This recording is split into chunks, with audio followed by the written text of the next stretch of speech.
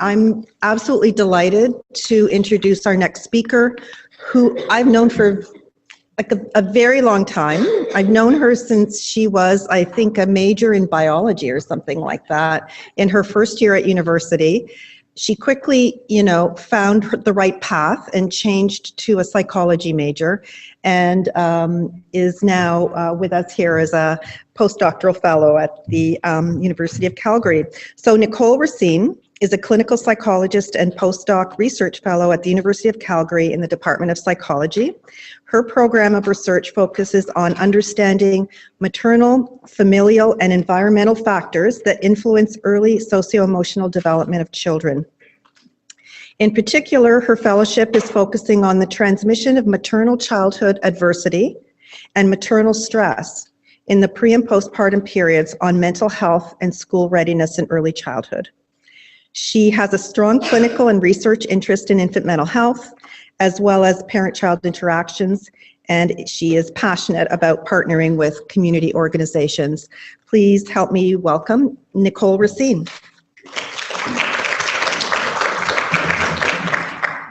Thank you, Margaret, and thank you everyone for being here today. As Margaret mentioned, the roots of this work actually started when I was a summer student at Breaking the Cycle. I had the pleasure of co-facilitating some Mother Goose groups, which for those who aren't familiar are groups where you teach songs and different rhymes to moms and their children.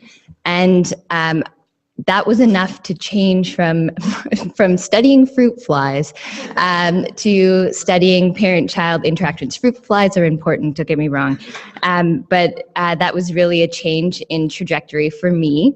And so I'm excited to share some of the research that we've been working on out in Calgary, and hopefully this will help us to continue the discussion a little bit about maternal trauma and adversity and how this plays a role particularly for children who are substance exposed.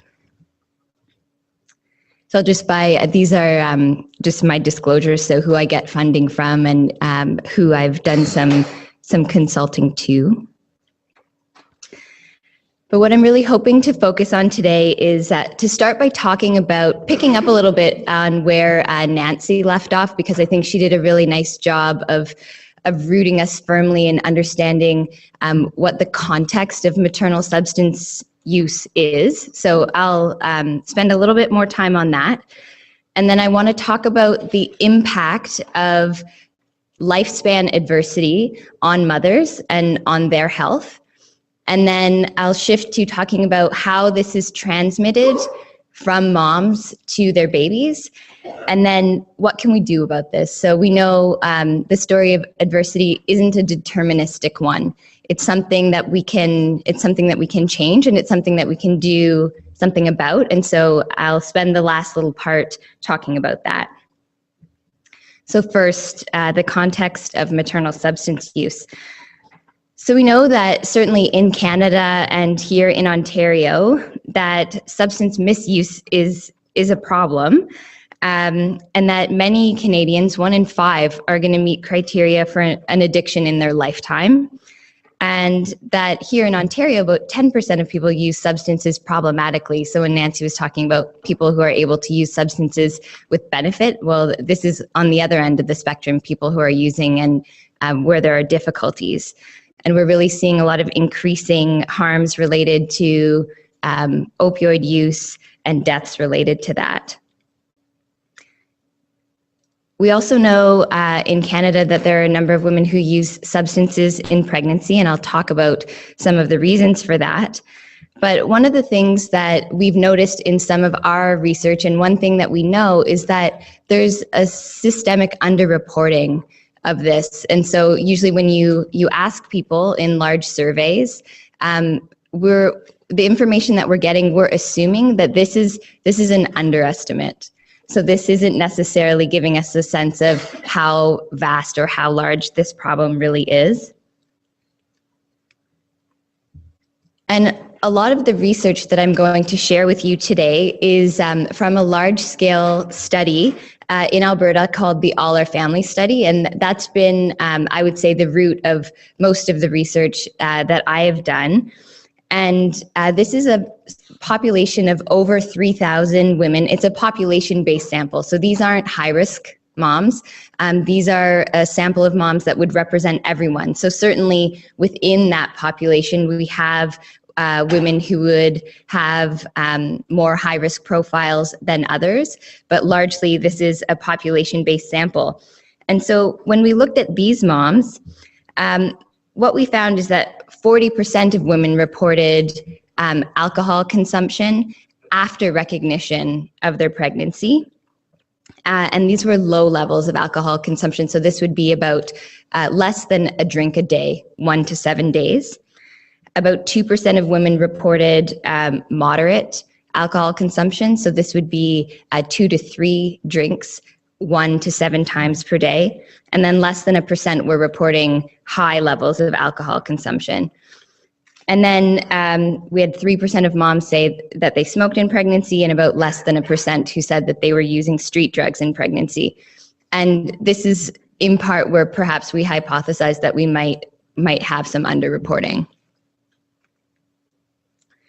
I think what's important to note is that when we think about maternal substance use, is that even for women who are accessing substance use treatment, that we continue to see high levels of use even after engaging in treatment, and particularly for tobacco, cocaine, and other opioids. And this is a study that is actually from Breaking the Cycle, where they showed patterns of moms' use after they've engaged in treatment and after they've tried to desist their use. And when we asked moms in our study about their postpartum use, because certainly we know, there are impacts of using in pregnancy, but often we see a persistence of this use over time, and that this can have implications for child outcomes as well. And we see about 8% of moms reporting that they are using alcohol in the postpartum period in excess of 5 drinks at a time. Now, we know this maternal substance use has impacts for children, for their development prenatally and also as they grow. And a major way that maternal substance use has an impact for children is that having a caregiver with a problem is one of the top 5 reasons that children have child welfare involvement in Ontario. And so we also know that when mothers use substances, their children are at much higher risk for maltreatment in the postpartum period. So that's something that we need to be concerned about also. So taken together, we can understand that maternal substance use has an impact for children. But I think what we really need to consider is the context of maternal substance use and how mothers come to be substance users and come to use substances problematically.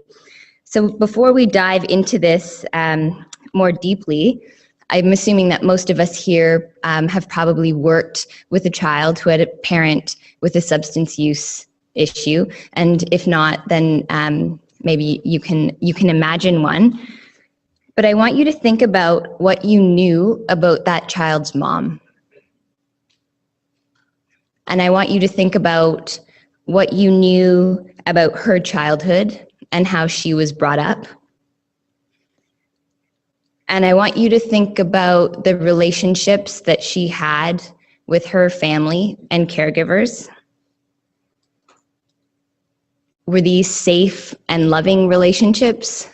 Or were these relationships characterized perhaps by violence or maltreatment?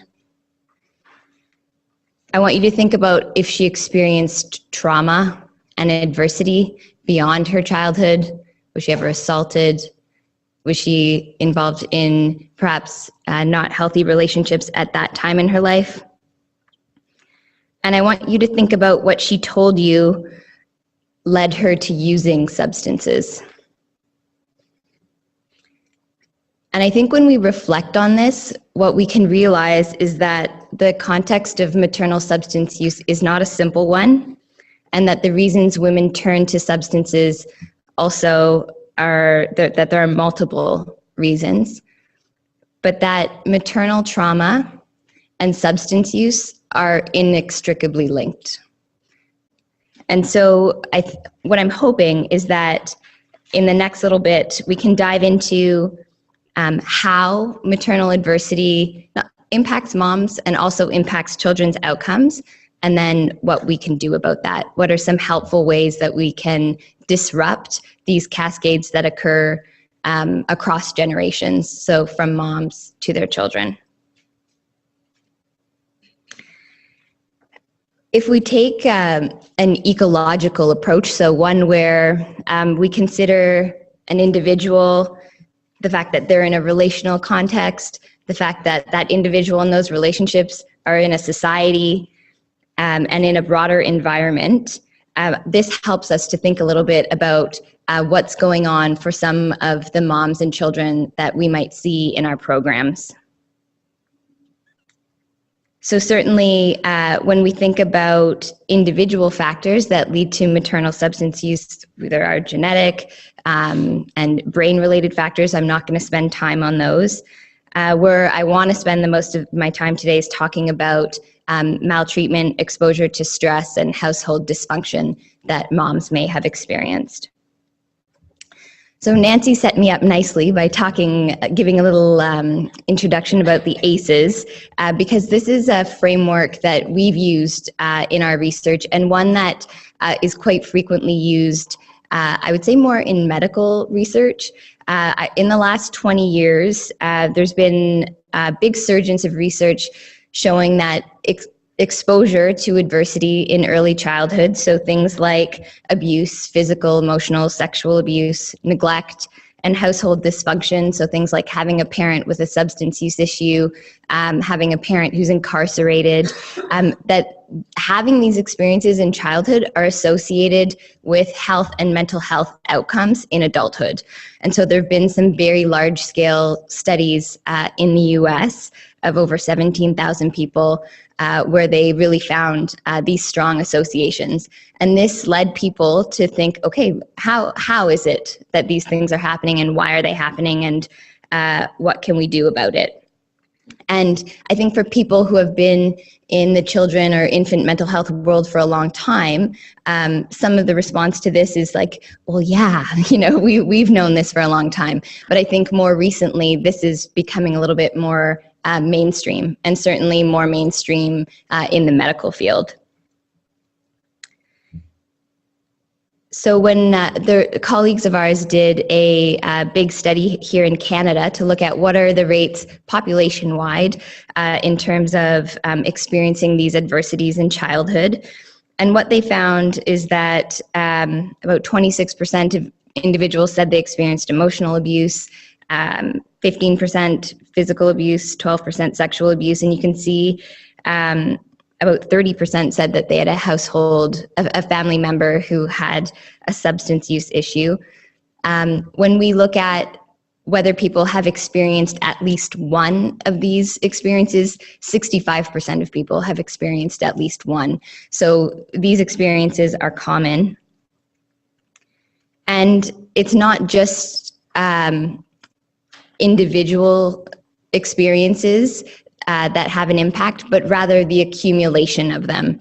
So experiencing 4 or more, for example, something we might call cumulative risk, is particularly associated with poor health and mental health outcomes. So experiencing adversity prior to the age of 18 is associated with much higher risk for early onset of drinking, alcohol abuse in adulthood, and illicit drug use.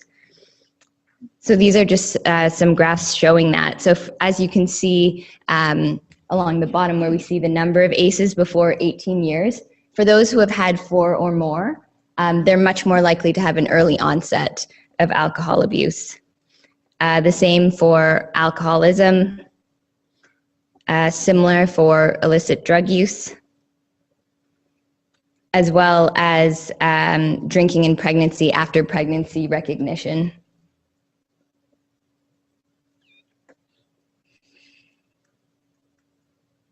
And Nancy spoke a little bit to this, but the idea that especially for women who are in substance use treatment, we see alarmingly high rates of having experienced adversity in childhood. I think there are even some studies that show rates of 100%.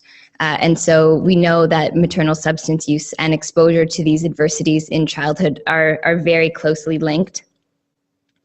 And this is gendered. So what that means is that women who are in substance use treatment, they were almost 7 times more likely to have experienced sexual abuse in childhood than men who were also in substance use treatment, and 3 times more likely to have experienced physical abuse as compared to men who were in substance use treatment.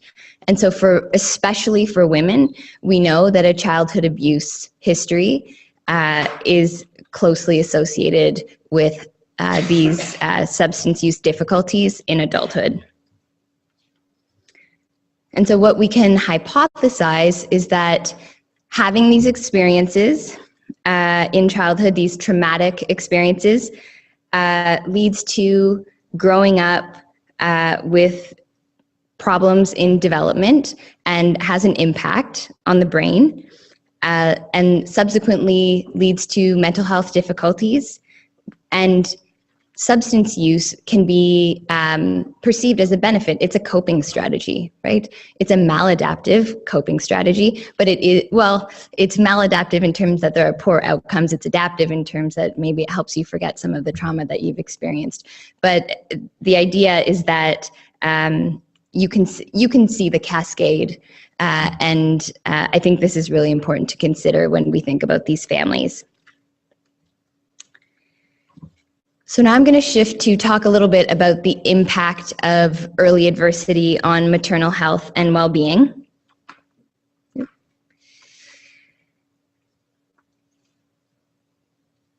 So as I've mentioned, experiencing a high number of these early adverse experiences is associated with compromised physical and psychological health in adulthood. So these can be things like cardiac disease, obesity, diabetes.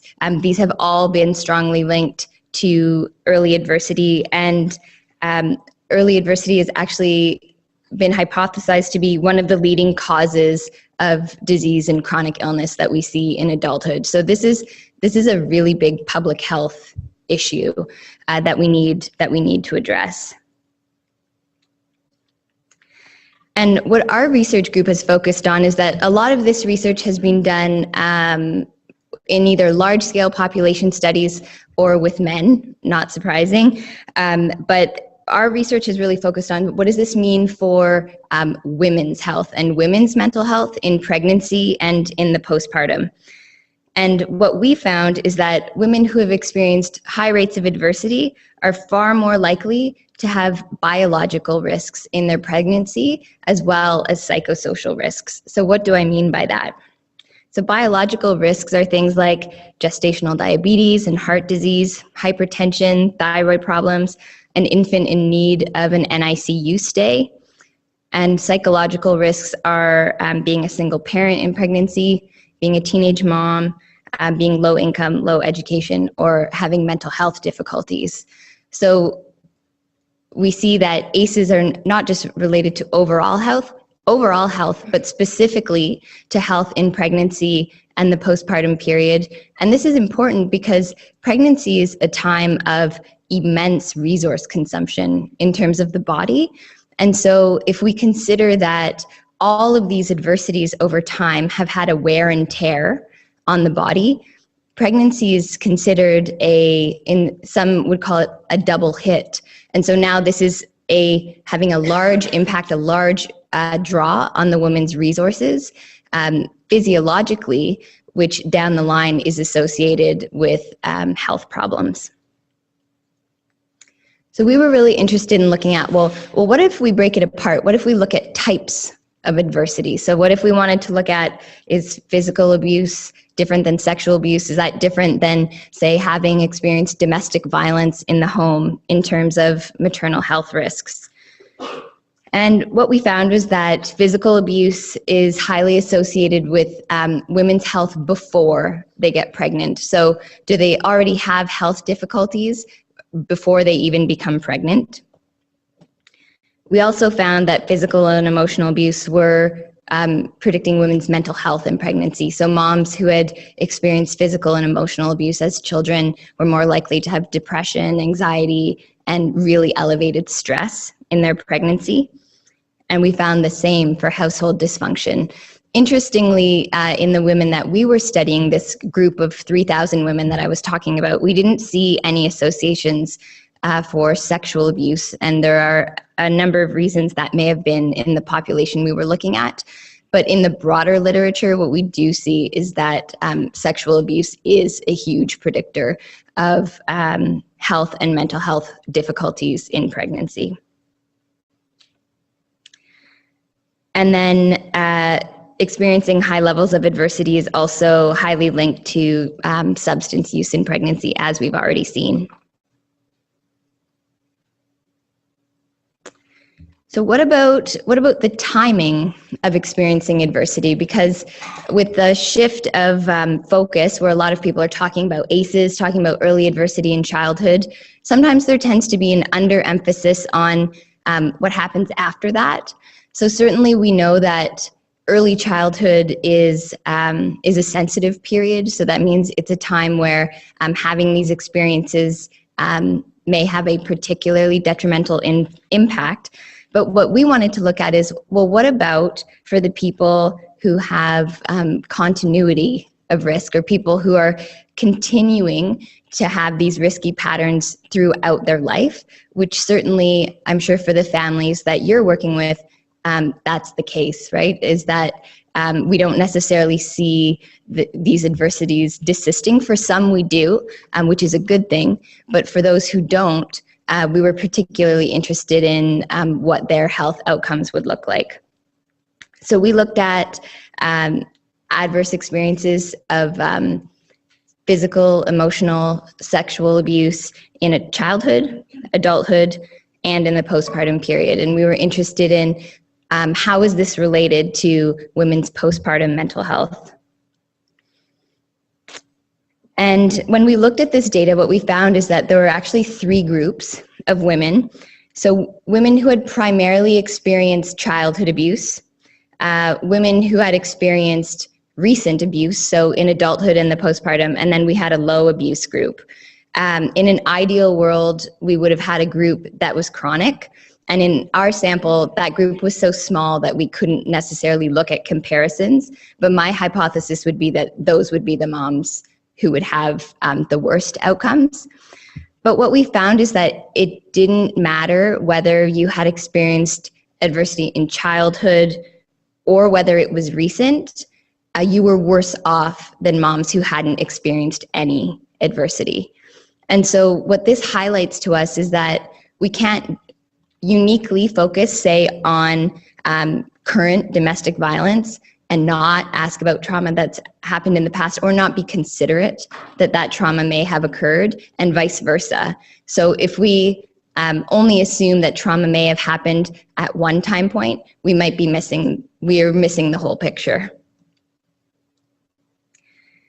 And that's exactly what we showed in a subsequent study, was just that when we looked at whether all of these different adverse experiences, when we looked at when they were contributing to a cumulative adversity, what we found is that that's actually what's driving or what's contributing to stress, anxiety, depression, and health in the postpartum period. So I think the take-home message is it's all of those experiences together, which I'm sure for many of you as clinicians, you're probably thinking, duh.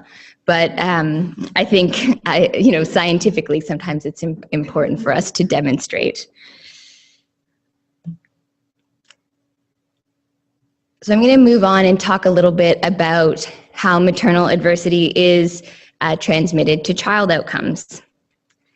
And so initially, what a lot of the research was showing was that for moms who had experienced high levels of adversity in their childhood, their children were demonstrating poor developmental outcomes. And there can be a number of reasons for that. So, for example, if we think about what's happening in pregnancy, what's happening in the home environment, in the postpartum period. But what less work had focused on was how does this happen? So what are the pathways? How do we get from a mom who's experienced high levels of adversity to a child who has lower developmental outcomes? And this is a really is a busy diagram, but it's one that neuroscientist Claudia Boos has worked on. And what this is really showing is some of the pathways by which maternal childhood maltreatment may be transmitted to what you see on the end, which is actually the fetus. And there's a little box around the fetus's brain. And so what she hypothesizes is that there are likely many different ways. So say, for example, psychological, biological, biophysical, and that these impact mom's biology. They get under the skin to impact her gestational biology, which subsequently impact the baby and the baby's brain development. And what's hypothesized is specifically around areas of the brain that are involved in processing stress and how we regulate stress. And what you see in the gray boxes at the top is this idea of the maternal compartment, pregnancy, fetal compartment, and then maltreatment in adult life. But I think it's really important for us to consider the broader context in which this mom and her baby exist and how this transmission might occur.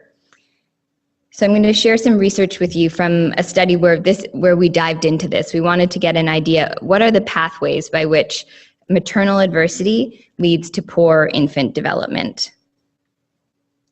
So we found two major pathways, and the first one is a biological one.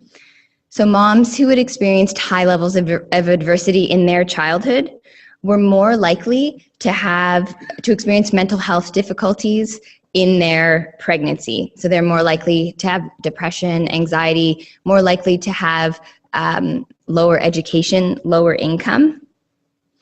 And this influenced her parenting behavior.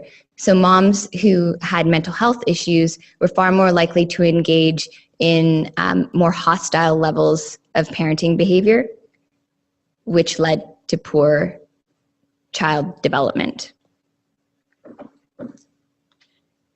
The other path, so that was the psychosocial path. The other path that we found was more of a biological path, and that is one where moms who had experienced high levels of adversity were more likely to have difficulties in their pregnancy in terms of pregnancy complications. So they might have had placenta previa, they might have had gestational diabetes or hypertension.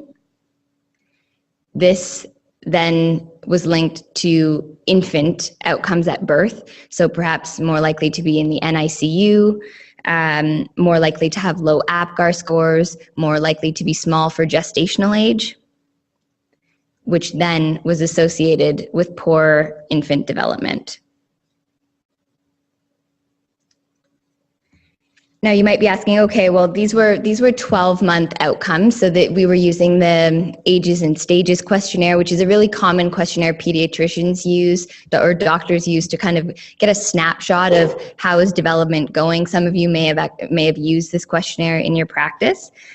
And we were interested in knowing, well, is it just that when infants are young, we're seeing this transmission to their outcomes, or do we see this over time? And we found that yes, moms who have experienced high levels of adversity when their children are 3 are more likely to have internalizing problems. So that's things like anxiety and depression, externalizing problems. So say things like aggression, impulsivity, acting out, as well as negativity and difficulties with impulse control. And we see the same thing when their kids are 5.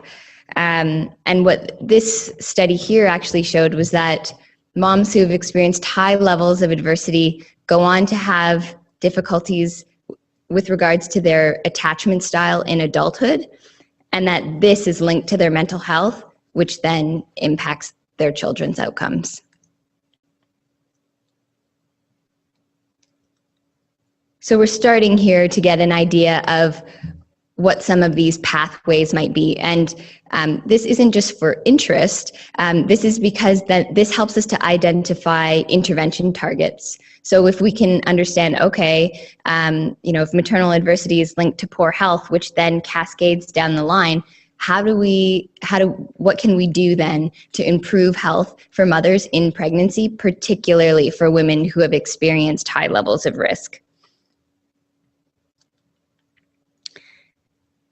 And I think what I want to highlight here is that particularly for families that we're working with where children have been substance exposed, is that we're not just considering the transmission of adversity. We also have to take into consideration the prenatal exposure in pregnancy, the potential impact this may have had, as well as the potential risky context that baby may be growing up in.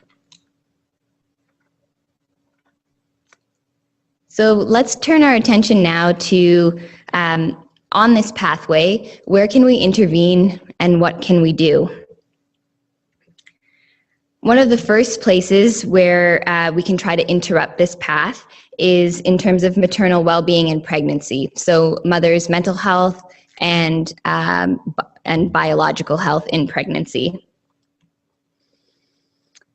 And what some of our research has shown is that social support, which I think occurs in many of the interventions that you're likely a part of and involved with, is a major buffer for the impact of maternal adversity in childhood on mom's health in pregnancy.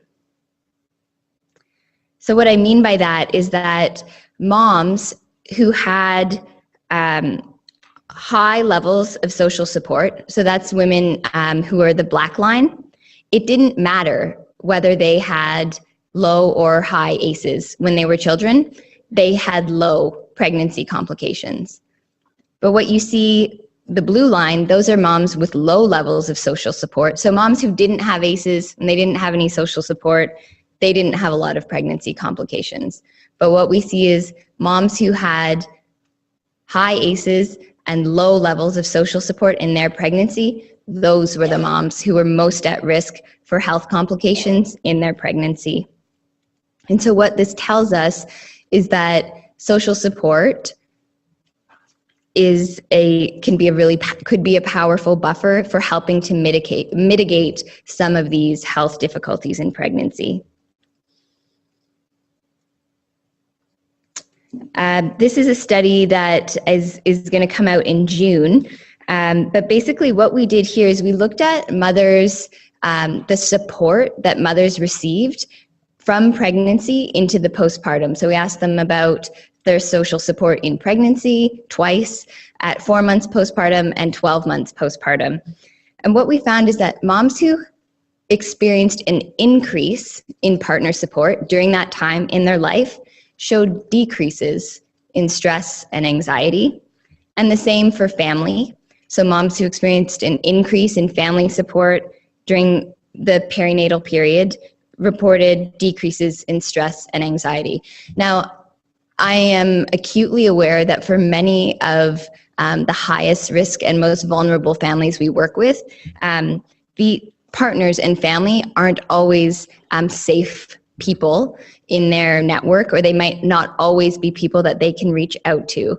And so I think it's important to consider when we think about who these people are, that they can be people that operate like those individuals, not necessarily that it has to be partner, it has to be a family member. But interestingly, we didn't see the same effects for moms who were reporting high levels of friend support. And one of the reasons we think this might be is because often the people who you keep most proximal to you, closest to you, those might be the people who the impact of their support may be most helpful. And so I think those are things that we can consider. Certainly, social support from, I think, professionally, from all of our perspectives, when we think about trauma-informed care and the compassion that we show to pregnant and parenting women who are substance involved, we know that this is incredibly important and that this can play a role in helping to buffer some of the effects of maternal adversity. Okay, so where else on this pathway can we help interrupt some of this intergenerational transmission? So another spot is related to parenting. And we've already heard about the importance of considering the children that we're seeing in the context of the mother-child relationship and how important a parental figure is in the lives of these children. So this was a study that was actually conducted at Breaking the Cycle, led by Mary Moats. And what this study showed is that the mother-child relationship played a really important role in how cumulative risk is transmitted to neurological impairment in children. And so what this helps us to know is we need that mother-child relationship is so important, and we need to target that as a as a vehicle for change, as something that's going to drive better outcomes for children. We also know that this is a recent study by Glenn Roisman and his group at University of Minnesota. And what they found is that romantic competence also plays an important role. And what I take this to mean is like the health of romantic relationships that are involved in the baby's life. And so, for example, programs like the one at Breaking the Cycle, Connections, that really focuses on healthy relationships and making sure that the relationships that are in the home are healthy ones. This is critically important. And then Angela, Narayan, and Alicia Lieberman, people may have heard the term before, this idea of ghosts in the nursery. And this is the idea of your past traumas, past experiences in your own life that you bring to parenting. And what they did is they did a study that was actually looking at angels in the nursery. So they asked moms who had experienced high levels of trauma and abuse whether they had someone in their life who was a loving, safe, and supportive relationship that they could recall in their own childhood. And what they found is that mothers who did have this, that broke the cycle between the adversity and maltreatment those moms had experienced and the experiences of their babies. And so what this tells us, this is a huge opportunity. What this means is that for the moms that we work with, if we can help them to be the angels in the nursery, what that means is down the line, when their children are asked about experiences that they've had, that is what will come to mind for them, and they're less likely to have poor outcomes.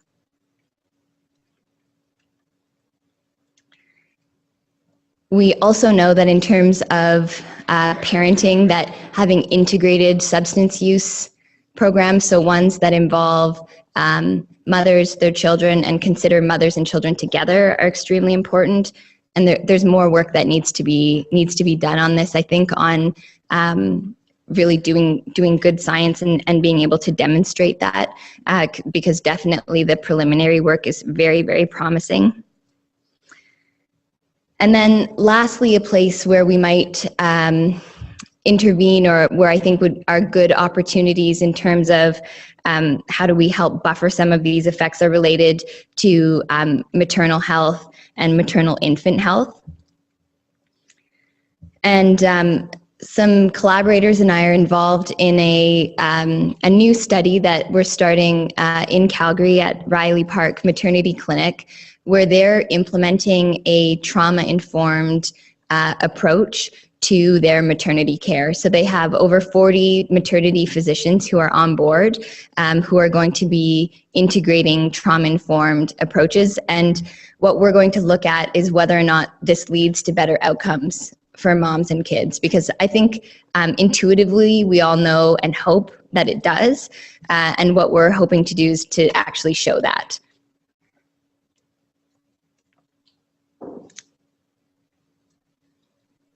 Now, one last thing I want to comment on, or I guess draw our attention to, is I've talked a lot about these adverse childhood experiences, but I think it's important to consider that these also happen within a broader context, what they call the pair of ACEs. So you have the tree, right, with all the ACEs on the top, but the tree is deeply rooted in a soil that, if it includes poverty, discrimination, community violence, poor housing, those are the nutrients that are feeding the tree. And so as a society, we need to consider these also. And interestingly, there was a study done that showed that when a neighborhood is more cohesive or works more closely together, that the transmission of maternal adversity to marital conflict is disrupted. So actually being in safe neighborhoods, being in environments where we experience less discrimination, where there are lower levels of poverty, those help disrupt that transmission. And so I think when we're considering more broadly as a society what we hope for the families that we work with, this is really important to consider.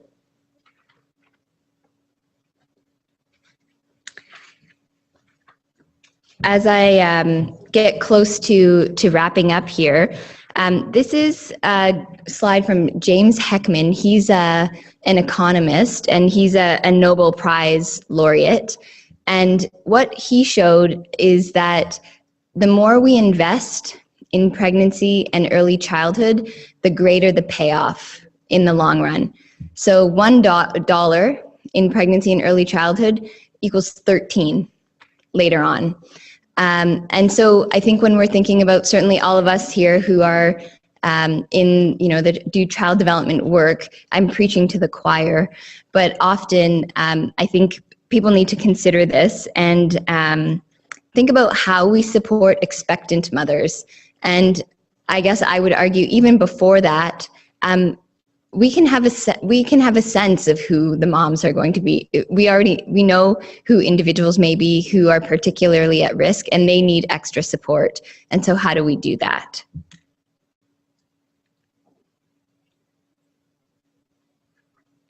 So just to wrap up here, ACEs have an impact on maternal health. They certainly are highly associated with maternal substance use. ACEs can be transmitted across generations, but they are not deterministic.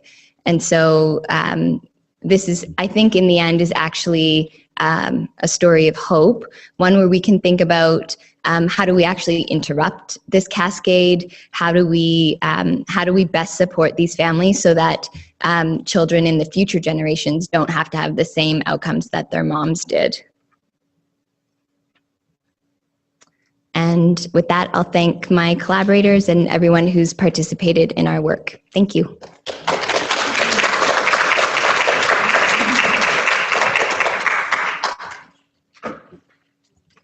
Well, I want to thank you, Nicole, for a wonderful presentation. It feels like the perfect presentation, kind of to wrap up the morning and to integrate both the presentations of Nancy and Amelia, and to have us start thinking about this afternoon's presentations around that it will be more practice-based and intervention-based. But from your presentation, I just, for me, what's really powerful about your presentation was the emphasis and the findings on the importance of two things. One is on intervening to support women during pregnancy and in the preconception years as well, because for sure, given ACEs and all we know about those risks, those are women that in our programs we are able to identify as being able to provide extra support to. And I know in a lot of our infant and early childhood programs, we don't begin often our interventions until after the babies are born. And so there's so much more research now, I think, about the powerful impact of support or beginning our interventions during the prenatal period. And then the powerful impact of social support in mitigating those adversities for mums and for babies. And those social support people include the relationships that we have with the families that we see in our services who may be substance involved and who have trauma. So thank you so much for that. We do have time for some questions. If people in the room have questions, you have in front of you a microphone, and you need to just push the button that's around the microphone on your desk to ask a question if you have one, so that the people who are with us by video can also hear. Yes, Norman. This is for Nicole. Thank you for the presentation. I'm from Halifax, and I think I'm going to move to Calgary. Well, I guess that depends on who gets elected at the end of the month. Can you speak a little bit about I see you have all those sponsors, and I see particularly policy-wise. So this talk is great. So how is it integrated into policy at the hospital level? Or I'm going to focus on hospital because I'm thinking of my hospital in particular right now. Mm-hmm. Yeah, I might move from Calgary depending on what happens in the next election. So we've worked closely with policy-wise, and I guess in terms of how this is being integrated in the hospital setting, I think there are a lot of people who are very interested in championing trauma-informed care, and certainly our group has done some work collaborating closely with, I would say, individual champions. I think Alberta Health Services more broadly is interested in integrating this work. I think one of the things that we have to be cautious about is there's been a strong interest in ACEs screening. And that isn't what this talk is about, and I'm not going to go there, but I think there's been strong interest in that. But I think what we need to focus on is trauma-informed care generally, and how we have physicians, nurses, everyone who's able to work through trauma-informed modules. Certainly the Alberta Family Wellness Initiative, they've put together a number of resources. I believe that they call the Brain Story. And there's kind of core competencies. There's a 30-hour online training that people can do. It's completely free, and it covers a lot of the impacts of adversity on brain development, on stress, and then what we can do in terms of child development. Does that help answer? Yes, it does. But you have specifically policy people who take that and do the work, I guess, for you, for the Mm-hmm. So Suzanne Tuff, who's in the pink up there, is one of my primary mentors, and she currently is a policy fellow with the Max Bell Foundation. And so I think over the next 2 years, part of her role will be to influence some policy and make changes related to that. And last year we did a big environmental survey in Alberta that looked at what is the work that's being done related to ACEs, and where do we need to go next. And so I think resulted in a big document that we're hoping to use to help influence policy changes and more at a government level. Yeah. But IWK has a very strong trauma-informed overall approach across the hospital, right?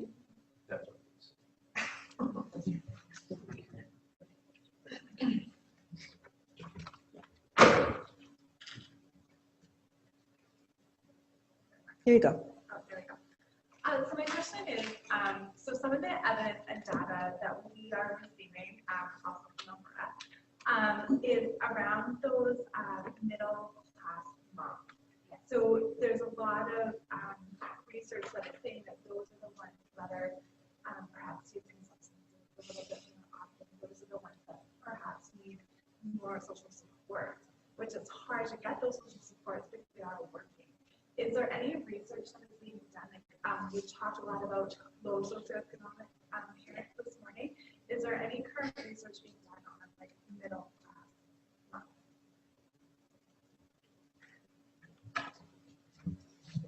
So although I couched the data that I presented, because we're talking about substance using moms, the All Our Family study, 80% of those moms are in households that earn over $80,000 a year.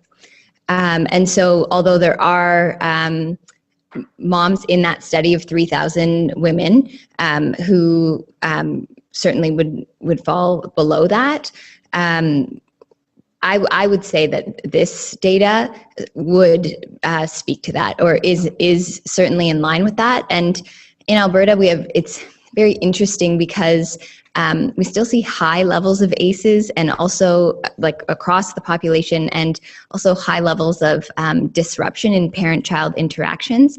And some of that is, we hypothesize maybe about the fact that you have many families that have come to Alberta in search of opportunity and perhaps have left situations that were less optimal. I don't have data to show that, but that's a bit of a hypothesis around why we still see some of those elevated rates. And the study. Here you go. And the study we've done in BC on brief interventions is really meant to try and connect to the women who might not come to a service for disadvantaged women.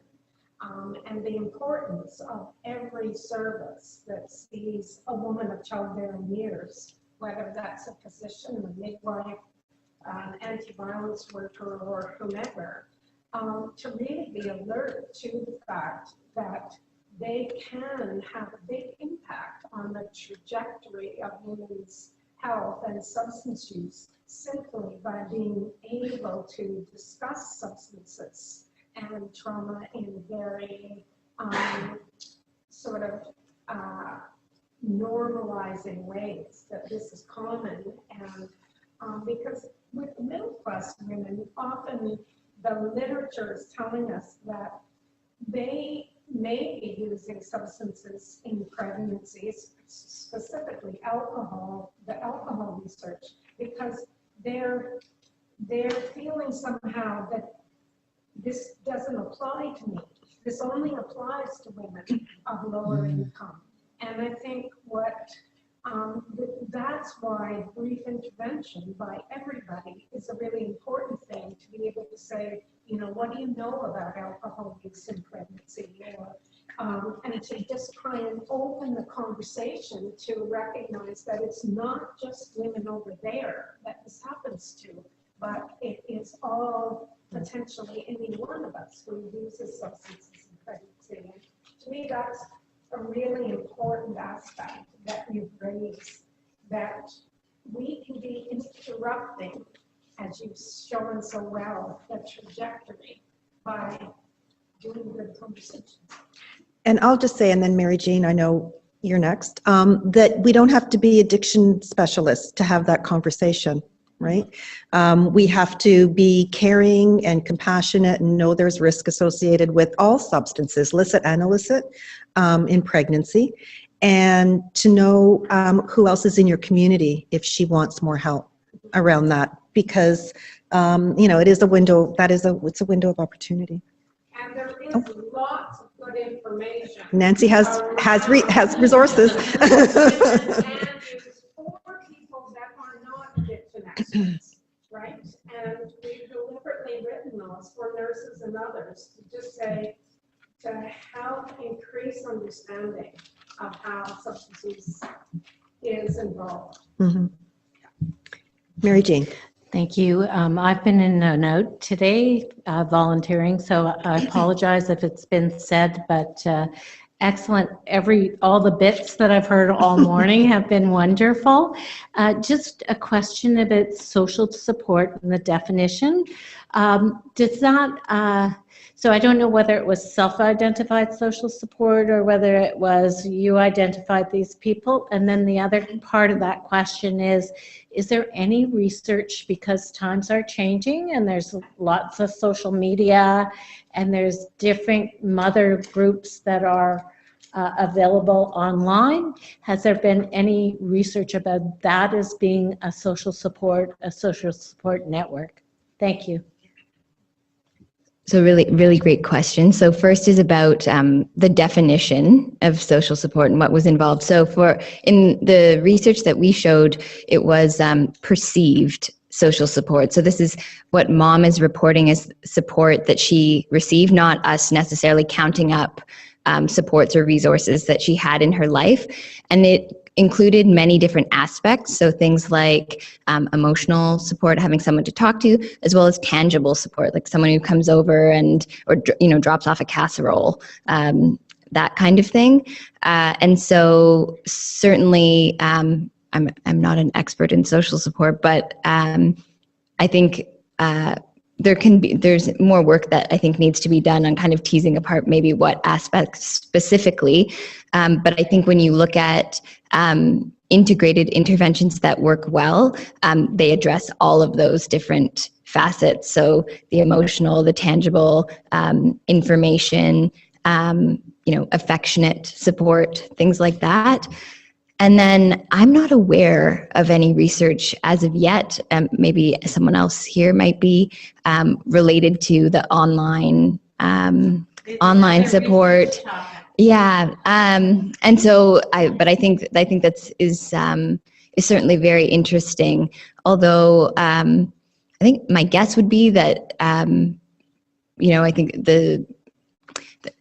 when we talk about relationships, there's something perhaps important about that face, like having people in your life. But I think that's a really interesting research question. Yeah.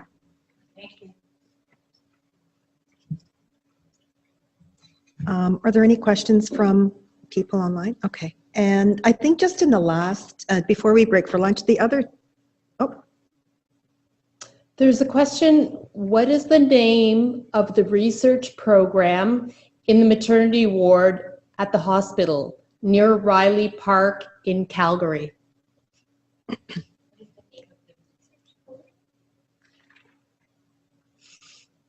A research program in the maternity ward at the hospital near Riley Park in Calgary. So it is, it's a research collaboration between Riley Park Maternity Clinic and the Calgary Foothills Primary Care Network, between myself, Dr. Sherry Madigan, and Dr. Teresa Killam. So there's not a specific research program, but it's is a research collaboration at the University of Calgary and with physicians at that clinic. Thank you.